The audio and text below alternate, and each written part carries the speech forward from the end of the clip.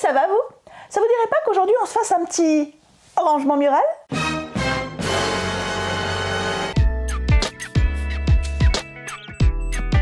Pour ceux qui ne me connaissent pas, je suis Sophie alias Swingso, je suis couturier tailleur dans la campagne girondine. Pas évident de proposer un rangement mural qui soit universel, qui convienne à tout le monde. Ça dépend de nos besoins, de la place qu'on a et de ce que l'on veut y ranger. Donc ce que je me suis dit, c'est que j'allais vous proposer un exemple de rangement mural et de vous proposer 4 types de poches que vous pourriez insérer dans un rangement mural que vous créeriez ensuite selon vos besoins. Donc je vais vous montrer comment faire des poches à souffler, comme celles qui sont en bas de notre rangement mural, des poches simplement plaquées, la ligne numéro 2 on va dire.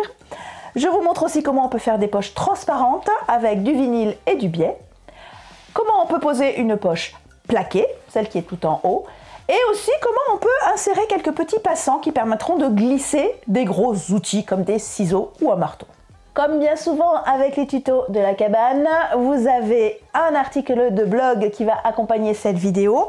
Vous en trouverez le lien dans la description ou en tapant l'adresse qui s'affiche là tout de suite. Et sur cet article, je vais vous décrire non seulement les dimensions qu'il faut pour réaliser exactement le même modèle que celui que je vous présente aujourd'hui, mais comment faire pour adapter les dimensions de chaque pièce afin que ça aille à ce dont vous aurez besoin. Et à propos de personnalisation, j'avais dans l'idée de vous proposer un modèle spécialement dédié à la voiture. Vous savez, le type qu'on pourrait mettre derrière le siège conducteur ou derrière les sièges avant pour ranger les jouets des enfants ou tout le bazar que nous on peut mettre dans les voitures. Donc si ça vous intéresse, dites-le moi dans les commentaires et surtout pensez à me dire quel type d'objet vous auriez besoin de ranger dedans. Comme ça m'aidera à déterminer de mon côté les poches qu'il va falloir créer. Donc aujourd'hui, nous réalisons ce modèle-ci. Il est entièrement en toile de coton. J'ai déjà réalisé celui que vous voyez sur la table. Il est également en toile de coton, mais j'avais choisi de faire un fond en feutre. Il me restait du feutre depuis que j'avais fait le tableau qui est derrière le rangement mural qu'on fait aujourd'hui.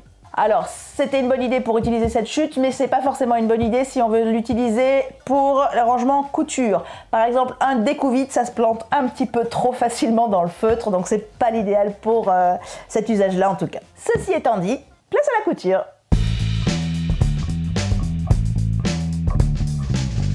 Comme je vous l'ai dit précédemment, vous allez retrouver sur le blog toutes les indications de découpe pour faire exactement le même projet que moi, et toutes les astuces mathématiques pour pouvoir faire un projet un peu différent en fonction de vos besoins. Mais on récapitule ensemble ce qu'il nous faut pour le projet du jour. Pour le dos, j'ai ici un rectangle de 50 cm de large par 65 cm de haut. Je vais avoir besoin ensuite, alors pour ce projet spécifique, j'ai choisi de la mousse sur résille, mais en tout cas un entoilage, quel qu'il soit, molletonné ou non, qui va nous permettre quand même d'avoir une base qui se tient. Cet entoilage fait 60 de haut par 45 de large, c'est la taille de mon projet terminé. Et dans la même dimension, donc 60 par 45, j'ai le fond du projet. Pour mes poches maintenant. Pour ma grande poche à souffler, enfin ma double poche à souffler qui sera en bas, j'ai besoin de 2 rectangles de tissu de 14 de haut par 55 de long, c'est-à-dire 10 cm de plus que la largeur de mon projet. Ensuite, pour mes petites poches plaquées, là que je vais partager en 3 espaces, j'ai besoin d'une bande de 45 de large par 10 cm de haut. Pour mes petites pochettes transparentes, cette fois-ci, j'ai besoin d'un morceau de vinyle transparent qui fait 8 cm de haut par 45 de large et de 2 petits morceaux de biais. Alors là, c'est du biais que j'ai reconstitué à partir d'un tissu assorti avec mon fond. Ce sont simplement des bandes de tissu qui font donc l'équivalent d'un biais de 2 cm, c'est-à-dire une bande de 4 cm dont j'ai replié les bords au centre. Il m'en faut un pour le haut et un pour le bas, donc en tout 90 cm que l'on va recouper en deux. Bon là ça dépasse un peu, mais on découpera à la fin ce qu'il y a en trop. Pour la dernière poche, la poche plaquée, j'ai un tissu qui fait 23 cm de long par 14 cm de haut. Et là encore, j'en ai besoin de 2 éléments, l'extérieur et la doublure. Et je termine la surface du rangement avec ici de quoi faire mes petits passants qui permettent par exemple de ranger des ciseaux. J'ai besoin pour cela d'un morceau de tissu qui fait 6 cm de large par, il me semble, 20 cm de long. Et si vous voulez créer des passants en haut pour pouvoir accrocher votre tableau rangement, et bien à ce moment-là, il vous faudra encore quelques petites longueurs de tissu. Donc j'ai gardé aussi 6 cm de large pour que ce soit cohérent avec nos petits passants ici. Et j'ai environ, de quoi faire environ 40 cm de passants parce que je vais en mettre 4, donc ça fera 4 x 10. Une fois qu'on a tout ça, on n'a plus qu'à se lancer en couture. On va commencer par préparer nos poches. Donc je garde les éléments de mes différentes poches. Hop. La poche vinyle, on s'y attaque ensuite. Et tout le reste, je le mets de côté. On va pouvoir commencer à travailler sur nos 3 séries de poches en même temps puisque l'étape 1 est assez similaire. On va tout simplement mettre nos 2 éléments endroit contre endroit. Et on va assembler les éléments entre eux. Donc, ici, sur des grandes bandes, on va faire une ligne en haut, une ligne en bas de couture avec un point d'arrêt au début et à la fin. Pareil sur celle-là. Et sur la poche qui va être une poche plaquée, on va venir faire tout le tour en se laissant évidemment un espace pour retourner. Dans les 3 cas, on a des marges de couture de 1 cm. On épingle et on va faire chauffer la machine.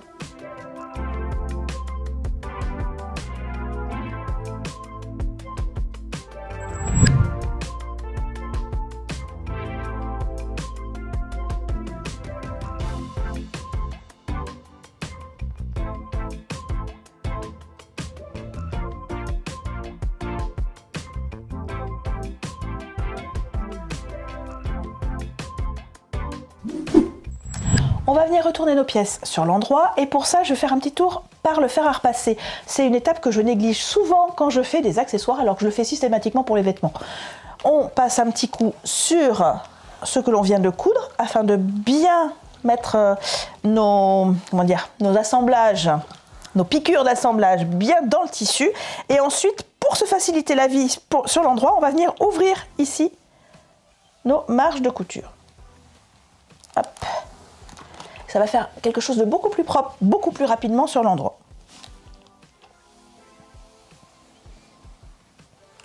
Hop. Je retourne.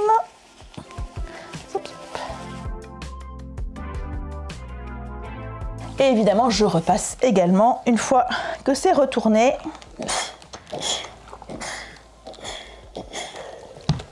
Et d'une.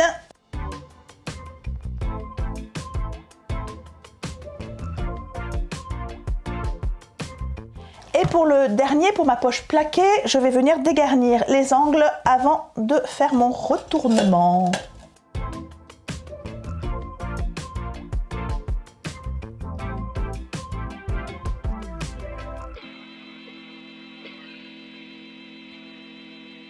Pour finir de préparer nos poches, on va venir faire une surpiqûre sur ce qui sera le haut de celle-ci. Donc si vous avez un sens de lecture sur votre tissu, ne vous trompez pas, positionnez-les de façon à ce que le haut soit là, le bas ici. Et on va venir surpiquer ici, en place, sur la partie haute, simplement. Sur la poche plaquée, on va faire un point d'arrêt au début et à la fin. Sur les autres, ça n'est pas nécessaire. Et bien sûr, comme c'est une surpiqûre, on fait un point de 4 mm de long.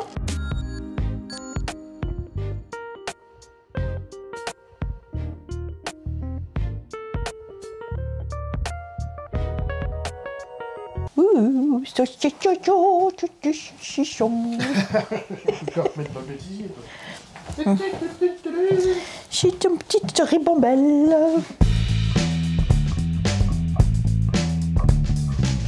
Et voilà, 3 séries de poches prêtes. Il nous reste à préparer la dernière, c'est-à-dire celle avec le vinyle transparent. On va mettre ça de côté.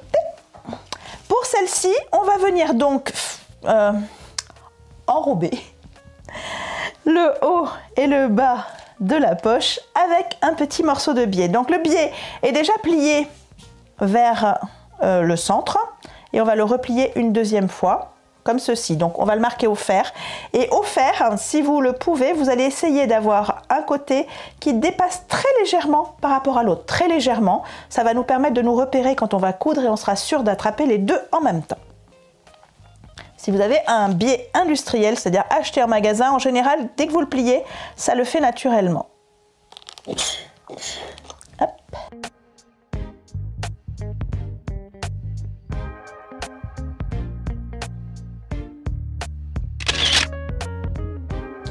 va venir enfermer donc la bordure dans le biais. Pour cela, l'idéal va être de s'aider de pinces, mais vous pouvez également vous aider de, alors comment ça s'appelle, du ruban adhésif double face spécial couture. Il y en a des très fins que vous allez pouvoir installer effectivement, et vous pouvez à ce moment-là coller, et c'est plus simple. Là, c'est difficile pour moi de vous montrer. Difficile de vous montrer de la transparence en vidéo. Hop.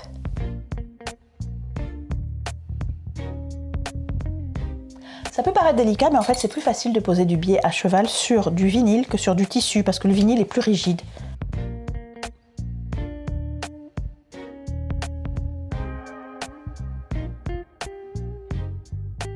Une fois à la machine, on va garder le point de surpiqûre, puisque ce sera une piqûre qui sera apparente, c'est plus esthétique.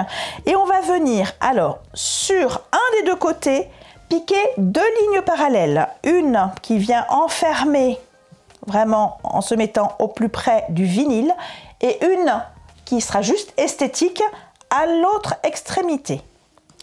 Sur celui qui correspondra au bas du tissu, on ne va venir que piquer, entre guillemets, la partie ici, qui est le plus près du vinyle. L'autre, ce sera une piqûre que l'on fera tout à l'heure quand on va vouloir l'assembler à notre fond. Donc, on se la réserve pour tout à l'heure. Allez, hop, on retourne à la machine déjà.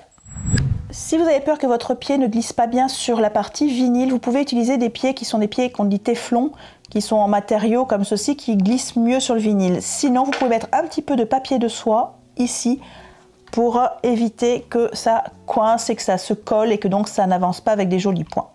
Normalement, là, ça devrait bien se passer.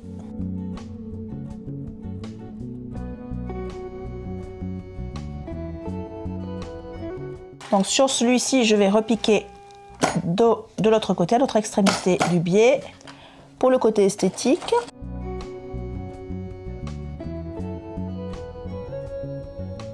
Je m'attaque à l'autre côté, cette fois-ci je ne ferai qu'un passage.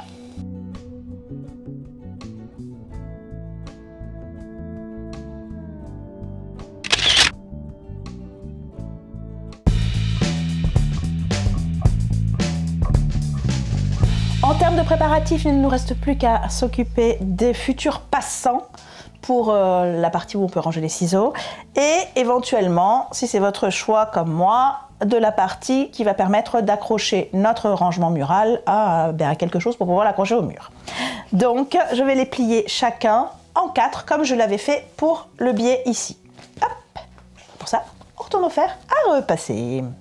Je vais faire à chaque fois la même procédure, je vais rabattre un petit peu les extrémités parce que je veux une finition propre, donc je ne veux pas de petits fils comme ça, je veux rien d'apparent, donc je vais ramener 1 cm d'extrémité.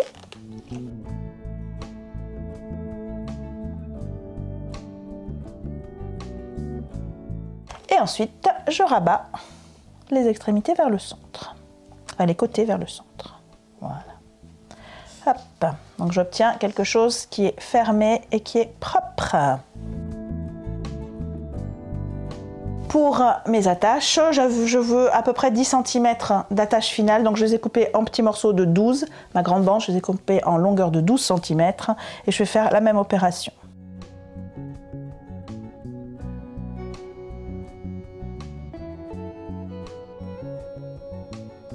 Et pour maintenir chacun de ces éléments en place, on va simplement aller à la machine, faire une double rangée de surpiqûres, une d'un côté pour fermer vraiment, et l'autre de l'autre côté là où c'est plié pour l'esthétique.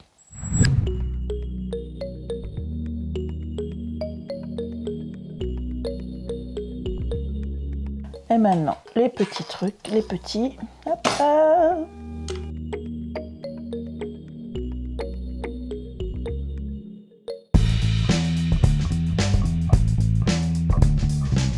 on va commencer par la poche du bas, qui est la poche à souffler. Donc, je vais me marquer sur mon fond, ici, une ligne à 2 cm du bord inférieur. Évidemment, on prend un stylo qui s'efface à la chaleur ou une craie. Hop. Donc, voilà mon premier trait. Et je vais chercher également le centre, ici, de cette ligne. Le milieu de cette ligne. Hop, normalement on a 45, donc si tout va bien, ça devrait être 22,5. Une marque dans l'autre sens. Ma poche, elle va faire 12 cm de haut, puisque j'avais les marges de couture sur mes 14. Ça fait, il me reste 12, donc hop. Voilà, je fais un trait qui dépasse un peu ces 12 là. Ça va nous permettre de bien nous aligner. Je le laisse de côté pour l'instant. Sur la poche du bas, on va venir tracer 3 lignes parallèles. On va d'abord chercher le centre. Donc pour cet exemple, on avait 55 de large, donc c'est 27,5. Je vais donc tracer une première ligne à 27,5 pour moi, hein, dans ce cas-là. Hop. Puis, comme j'ai des soufflets qui ont 2 cm en tout d'ouverture, on va dire, je viens marquer de chaque côté.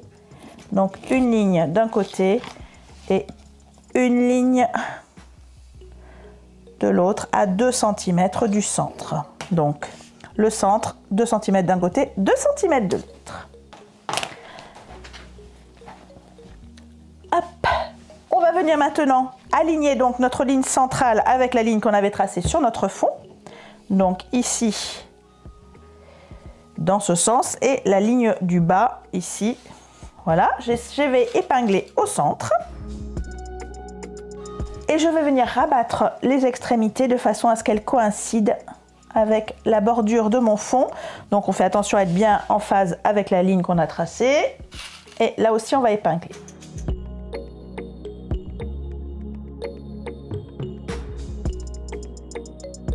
Et on va faire un premier tour à la machine afin donc de piquer ici en suivant notre ligne centrale et de piquer dans chaque marge de couture une ligne de maintien à environ 5 mm du bord.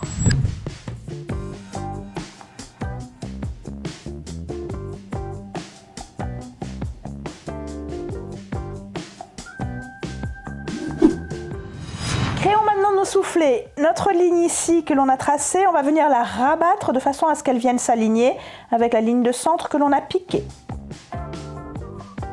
Je mets une petite épingle afin que ça ne bouge pas. Hop. Voilà, c'est surtout la partie basse qui va m'intéresser. C'est pour avoir mon soufflet en bas. Pareil de l'autre côté. Je rabats. Un petit coup de fer, ça peut vous aider aussi. Là, je l'ai mis de côté, donc je vais me faire confiance. Et pour ce qui est des bords, alors, finalement, on a un trop plein de tissu ici qu'on va faire aller vers le bord et on va se créer le soufflet tout simplement en positionnant, alors soit ça peut être une petite règle comme celle-ci, ça peut être votre saucomètre. Vous allez venir marquer ici pour vous contenir un peu plus que 2 cm parce qu'on ne veut pas coincer tout à l'heure notre soufflet dans la finition. Donc je mets peut-être 2,25. Hop. Et je vais venir rabattre, voilà, de façon à ce que ce soit plat en fait. Voilà. Hop. Une fois que je suis satisfaite, donc là je dois avoir un tout petit peu plus que 1 cm. Je vais épingler également. Hop. Voir. Carrément épingler le soufflet.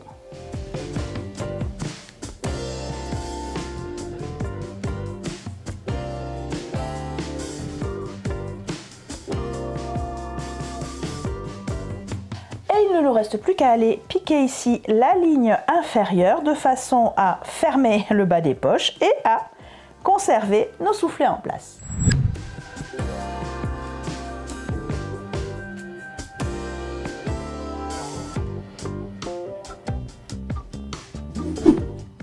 On va pouvoir maintenant venir placer les autres éléments de poche. On va, à partir de la ligne que l'on a ici, déterminée par le haut de notre poche, augmenter de 2 cm et se refaire un nouveau point de départ, on va dire. Comme je veux séparer cette poche en 3 compartiments, je vais diviser 45 par 3, ce qui nous fait 15. Donc là, c'est pas un calcul trop difficile. Donc je vais me marquer sur ma poche. Hop. 15, bah 15 c'est comme ça, 15 cm.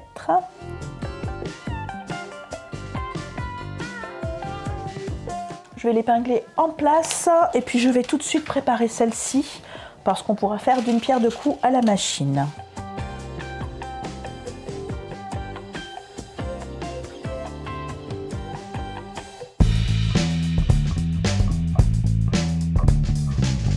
Une nouvelle ligne de repérage 2 cm au-dessus de ma poche.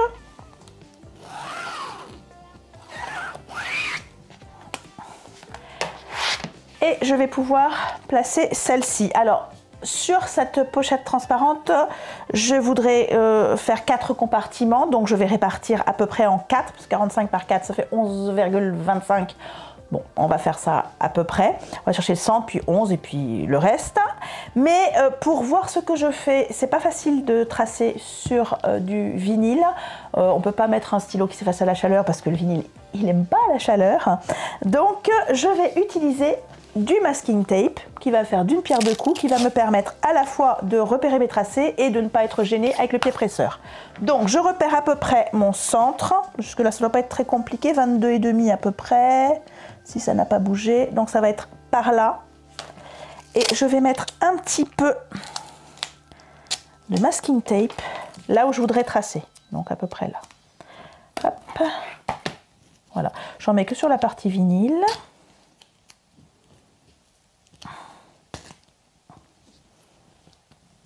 Hop. Ah, ça colle le doigt. Donc je viens tracer la ligne de 22,5 juste sur le vinyle, sur le masking tape. Voilà. Et je vais ensuite chercher 11 cm de chaque côté. Je vais changer de règle. Elle est un peu grande celle-ci.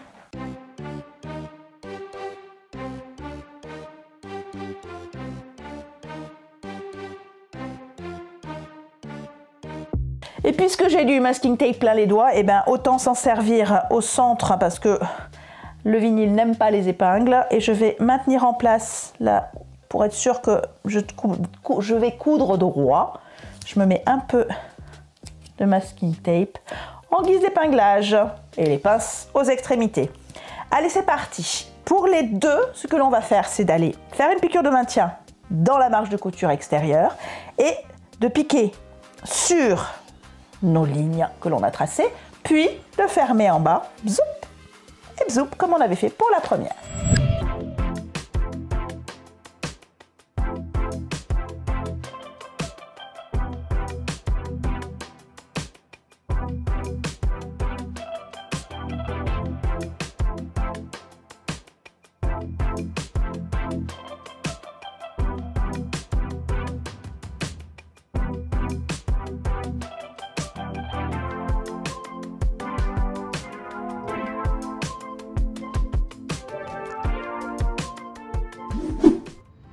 Là, c'est un moment que j'aime bien parce qu'on va découper selon les pointillés.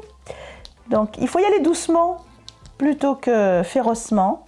Et si on va tout doucement, en allant vers les pointillés, hop, on enlève un côté, puis l'autre. Et s'il reste un petit bout, passez épiler.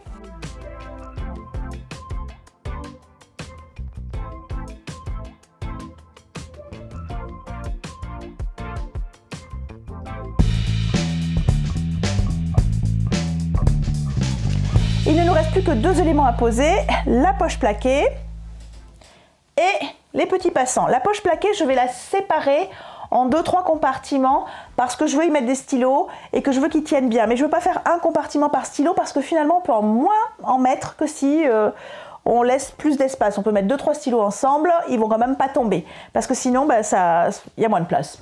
Donc, voilà. Donc, comme tout à l'heure, on commence par se repositionner 2 cm plus haut que précédemment. Alors, je commence par me positionner un petit peu à l'œil. Celle-ci, la poche va venir de ce côté et cet élément, je vais le poser à droite. Par contre, je vais lui donner un peu de ballon pour pouvoir y insérer des choses. Donc, j'ai une bande de 18 cm et je vais la poser sur une longueur de 15 cm et faire 3 compartiments. Donc pour cela, je vais déjà commencer par me poser en haut comme ceci, en ligne avec le haut de ma poche et tracer un peu ici. Alors là j'ai 1, 2 et demi, 1, 2 et demi. Si je fais 15, partir de là, vous voyez, j'essaye de trouver quelque chose qui va être visuellement satisfaisant. Donc, hop, hop, hop, hop. Donc, je me marque les extrémités. Et je vais partager ceci en 3 également. Donc, j'ai 18 cm, donc ça va être 3 morceaux de 6 cm.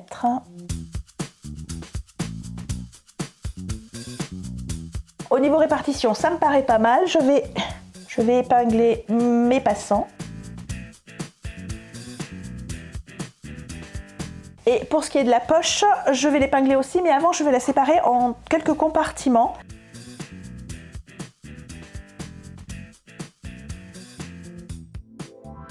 Allez, c'est reparti, on retourne à la machine. On fait donc le tour ici sur les 3 côtés de notre poche, ainsi que les compartiments. Et on vient placer les passants en alignant les traits qui sont sur les passants eux-mêmes et ceux qui sont sur le fond.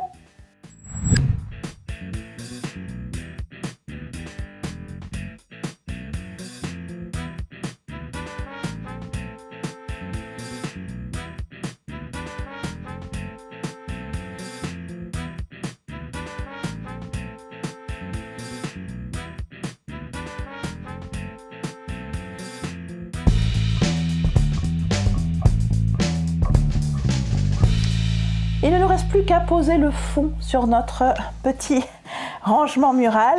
Alors pour cela, je laisse les éléments de poche sur le côté et justement on va prendre le fond. Alors, moi il n'y a pas d'endroit où d'envers, mais sinon vous allez le prendre envers face à vous.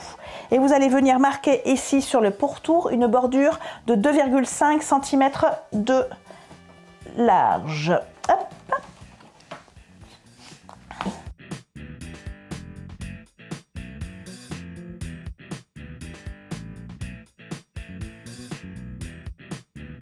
On va venir poser notre entoilage, quel qu'il soit, avec la partie thermocollante, le cas échéant, vers le tissu. Si vous n'avez pas de thermocollant, si vous avez juste un molleton, peut-être que si vous avez un petit spray de colle temporaire pour tissu, ça pourrait être pas mal. Donc le but c'est que votre entoilage soit centré par rapport au trait que vous avez tracé. Et on va venir du coup le coller en place avec le fer à repasser. Hop. Alors pour cela, en général, il vaut mieux travailler sur le côté tissu. Donc je vais mettre quelques petites épingles. Alors voilà. Le but c'est d'être bien placé en fait. Donc je viens faire comme ça. Voilà, c'est histoire de rester en place le temps d'aller sur le tapis de repassage. Allez!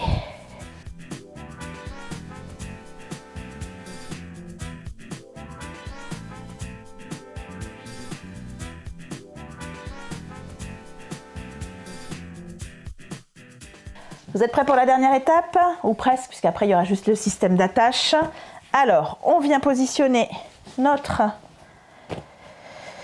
fond sur l'entoilage, voilà. Vous pouvez lui mettre quelques épingles pour qu'il ne bouge pas, hop, pourquoi pas. Et pour faire notre propreté qui va également nous faire une petite bordure, nous allons donc venir sur chaque côté replier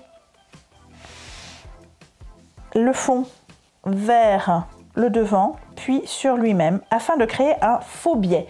Je vous ai montré cette technique dans les sets de table quiltés qu'on a fait il y a quelques temps, donc je vais vous remettre par ici un petit lien qui vous permettra d'aller voir cette technique de fond en comble. Là, je vais la faire un petit peu plus rapidement. Le principe, c'est donc sur chaque bord de replier, d'épingler ou de pincer, parce que comme il va y en avoir quand même pas mal autour, ça évite qu'on se plante les épingles dans les cuisses pendant qu'on coud. Donc jusque là, c'est plutôt simple. Et puis, arrivé à chaque extrémité, on va aller jusqu'au bout, puis on va s'arrêter. On va replier d'une façon, alors comment je vous le montre plutôt, je vais vous faire vous rapprocher un tout petit peu, mais je vais surtout vous renvoyer vers l'autre vidéo pour que vous soyez sûr d'avoir la bonne technique. Une fois arrivé donc ici au bord, on va d'abord replier vers la marge, on va dire, puis reprendre notre travail. Hop. Donc ici, ça va nous faire un coin assez propre. Et puis, on est reparti jusqu'au coin suivant.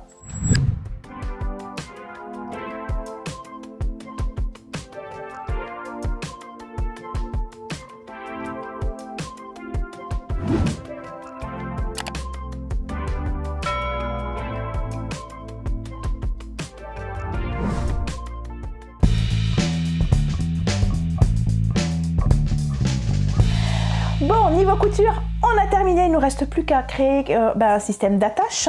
Donc comme je vous le disais, ça peut être des œillets que vous allez placer en haut, par exemple 3 œillets ou 4 œillets en fonction de la largeur de votre projet.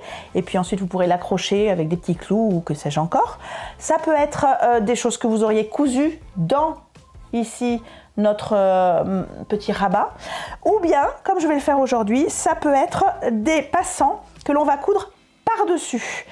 Alors pour cela, je vais me le mettre dans l'autre sens pour de biais, voilà, pour me rapprocher de moi. On va utiliser les pressions de façon un petit peu particulière. On va venir fixer le passant dans le rangement mural avec un des côtés de pression et on va fixer de l'autre côté l'autre élément de pression pour pouvoir les accrocher. Ce qui va nous permettre ensuite de pouvoir accrocher ceci, alors soit à une barre de fixation que vous pouvez avoir, soit à un manche à balai ou à un morceau de bois pas trop long et fin, et ensuite vous pourrez accrocher cela où vous voulez. Je vais partager mon espace en 4 parties, donc je vais me servir de là où j'avais 3 compartiments, ce qui me fait 1, 2, 3, 4 espaces. Donc je vais me mettre un par ici, un par ici et un à chaque extrémité.